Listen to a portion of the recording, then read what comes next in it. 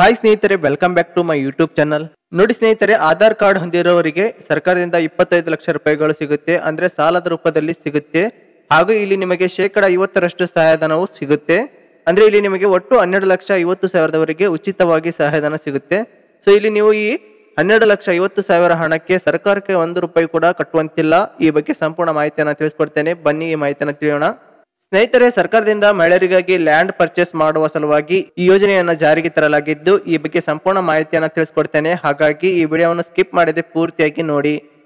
ಈ ಯೋಜನೆಯ ಮೂಲಕ ಮಹಿಳೆಯರಿಗೆ ಭೂಮಿ ಖರೀದಿಸಲು ಅಂದ್ರೆ ಜಮೀನನ್ನ ಖರೀದಿಸಲು ಸಲುವಾಗಿ ಒಟ್ಟು 25 ಲಕ್ಷ ರೂಪಾಯಿಗಳವರೆಗೆ ಸಾಲ ಸಿಗುತ್ತೆ. ನೋಡಿ ಸ್ನೇಹಿತರೆ, ಮಹಿಳೆಯರು ಭೂಮಿ ಖರೀದಿಸಲು ಸಲುವಾಗಿ ಪಡೆದಂತಹ ಸಾಲಕ್ಕೆ ಶೇಕಡ 50ರಷ್ಟು ಸಬ್ಸಿಡಿ ಸಿಗುತ್ತೆ. ಅಂದ್ರೆ ಇಲ್ಲಿ ನಿಮಗೆ 25 ಲಕ್ಷ ಸಾಲಕ್ಕೆ 12,50,000ವರೆಗೆ ಸಬ್ಸಿಡಿ ಪಡೆಯುವ ಒಂದು ಸುವರ್ಣ ಅವಕಾಶ ನಿಮಗೆ ಸಿಗಲಿದೆ. ಸ್ನೇಹಿತರೆ, ಸರ್ಕಾರದಿಂದ ಜಾರಿಗೆ ತರಲಾದಂತಹ ಯೋಜನೆ ಭೂ ಒಡೆತನ ಯೋಜನೆ ಅಂತ.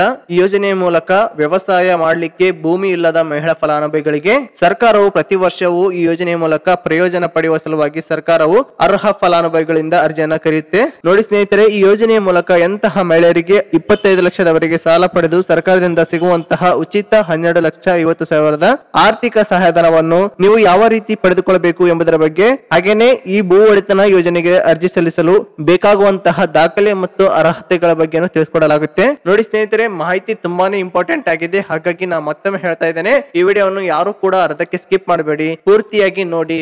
ಪೂರ್ತಿಯಾಗಿ ನೋಡಿದ್ರೆ ಮಾತ್ರ ನಿಮಗೆ ಸಂಪೂರ್ಣ ಮಾಹಿತಿ ಸಿಗುತ್ತೆ. ಸ್ನೇಹಿತರೆ, ಈ ವಿಡಿಯೋ ನೋಡಿ ಸುಮ್ಮನೆ ಆಗಬೇಡಿ. ಸಾಧ್ಯವಾದಷ್ಟು ಜನರಿಗೆ ಈ ಮಾಹಿತಿಯನ್ನು ತಲುಪಲು ವಾಟ್ಸ್ಆಪ್ ಗ್ರೂಪ್ ಗಳ ಮೂಲಕ ಶೇರ್ ಮಾಡಿ. ಸ್ನೇಹಿತರೆ, ಇನ್ನೂ ಸಹ ನೀವು ನಮ್ಮ ಚಾನಲ್ ಗೆ ಸಬ್ಸ್ಕ್ರೈಬ್ ಮಾಡಿಲ್ಲ ಅಂದ್ರೆ ಈ ಕೂಡಲೇ ಸಬ್ಸ್ಕ್ರೈಬ್ ಮಾಡಿ ಇಟ್ಕೊಳ್ಳಿ, ಓಕೆನಾ?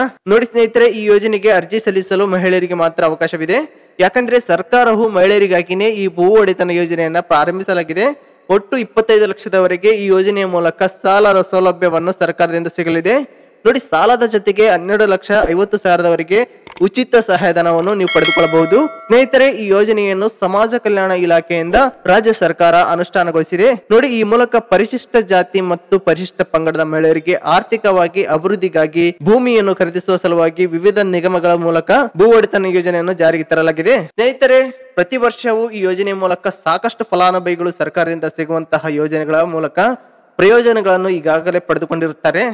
ಹಾಗೇನೆ ಈ ವರ್ಷವು ಅಂದ್ರೆ 2024-2025 ಸಾಲಿನ ಭೂ ಒಡೆತನ ಯೋಜನೆಯ ಅಡಿಯಲ್ಲಿ ಭೂ ರಹಿತ ಮಹಿಳಾ ಕೃಷಿ ಕಾರ್ಮಿಕರಿಗೆ ಜಮೀನು ಖರೀದಿಸುವ ಸಲುವಾಗಿ ಸಹಾಯಧನದ ಜೊತೆಗೆ ಸಾಲವನ್ನು ಪಡೆಯಲು ಅರ್ಜಿಗಳನ್ನು ಕರೆಯಲಾಗಿದೆ. ನೋಡಿ ಸ್ನೇಹಿತರೆ, ಭೂ ಒಡೆತನ ಯೋಜನೆಯ ಅಡಿಯಲ್ಲಿ SC/ST ಸಮುದಾಯಕ್ಕೆ ಸೇರಿದಂತಹ ಮಹಿಳಾ ಕೃಷಿ ಕಾರ್ಮಿಕ ಕುಟುಂಬದ ಮಹಿಳೆಯರಿಗೆ ಕೃಷಿ ಜಮೀನನ್ನು ಖರೀದಿಸಿ ಮಹಿಳೆಯರ ಹೆಸರಲ್ಲಿ ನೋಂದಣಿಯನ್ನು ಮಾಡಿಸಿಕೊಡಲಾಗುತ್ತೆ. ಇಲ್ಲಿ ಒಟ್ಟು ಭೂಮಿಯ ಘಟಕದ 25 ಲಕ್ಷ ವೆಚ್ಚ ಹಾಗೂ 20 ಲಕ್ಷದ ಹಣ ಖರ್ಚಾಗುತ್ತಿದ್ದರೆ ಇದರಲ್ಲಿ ಶೇಕಡ 50ರಷ್ಟು ಸಹಾಯಧನವನ್ನು ನಿಗಮಗಳ ಮೂಲಕ ಸರ್ಕಾರವು ಭರಿಸುತ್ತದೆ. ಇನ್ನುಳಿದ ಹಣ ಸಾಲದ ರೂಪದಲ್ಲಿ ಇರಲಿದೆ. ಈ ಸಾಲಕ್ಕೆ ವಾರ್ಷಿಕವಾಗಿ ಶೇಕಡ 6ರಷ್ಟು ಬಡ್ಡಿ ದರದಲ್ಲಿ ನೀವು ಸುಲಭ ಕಂತುಗಳಲ್ಲಿ ಮರುಪಾವತಿಸಬೇಕು.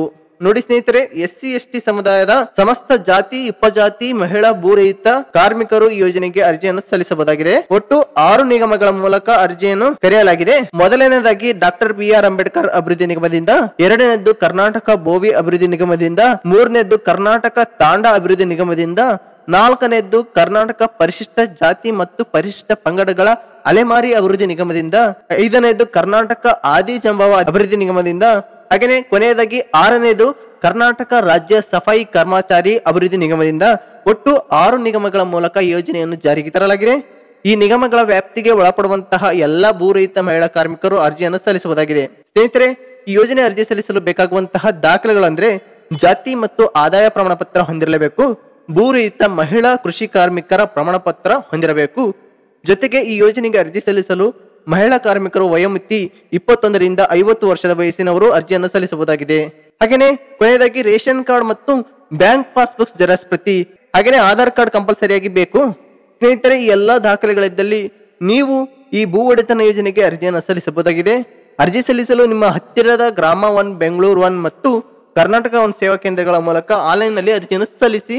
ನೋಡಿ, ಅರ್ಜಿ ಸಲ್ಲಿಸುವ ಕೊನೆಯ ದಿನಾಂಕ ಅಕ್ಟೋಬರ್ 10, 2024 ಒಳಗೆ ಕೊನೆಯ ದಿನಾಂಕವಾಗಿದೆ. ನೋಡಿ, ಅಷ್ಟರೊಳಗೆ ಅರ್ಜಿ ಸಲ್ಲಿಸುವ ಮೂಲಕ 2024-25 ಸಾಲಿನ ಭೂ ಒಡೆತನ ಯೋಜನೆಗೆ ಕೊನೆಯ ದಿನಾಂಕದ ಒಳಗಾಗಿ ಆದಷ್ಟು ಬೇಗ ಅರ್ಜಿ ಸಲ್ಲಿಸುವ ಮೂಲಕ ಈ ಯೋಜನೆಯ ಪ್ರಯೋಜನವನ್ನು ಪಡೆದುಕೊಳ್ಳಿ. ಸ್ನೇಹಿತರೆ, ಈ ಮಾಹಿತಿ ಸಾಧ್ಯವಾದಷ್ಟು ಎಲ್ಲರಿಗೂ ಶೇರ್ ಮಾಡಿ. ಮುಂದಿನ ವಿಡಿಯೋದಲ್ಲಿ ಮತ್ತೆ ಭೇಟಿ ಆಗ್ತಾನೆ. ಧನ್ಯವಾದಗಳು.